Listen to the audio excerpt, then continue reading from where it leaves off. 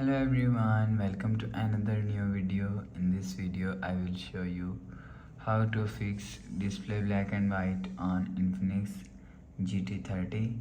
Let's start the video if you want to fix this problem. So first of all, go to app library. Here click on settings app.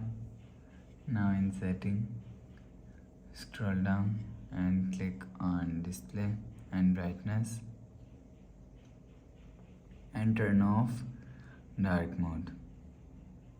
After turn off dark mode, go back to home screen. You will see your problem is solved. But if it not solved, click on settings app. Now in setting, scroll down to and click on system. After click on system, click on reset phone and click on reset all settings. Click on reset, enter phone pin. Click on this icon. You will see your problem is solved.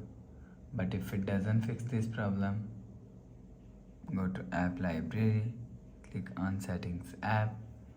Now in setting, scroll down and click on display and brightness and turn off adaptive brightness button.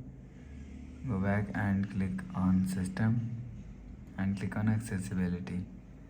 After click on accessibility, click on text and display and make sure turn off color correction. After turn off color correction, go back to home screen. You will see your problem is solved.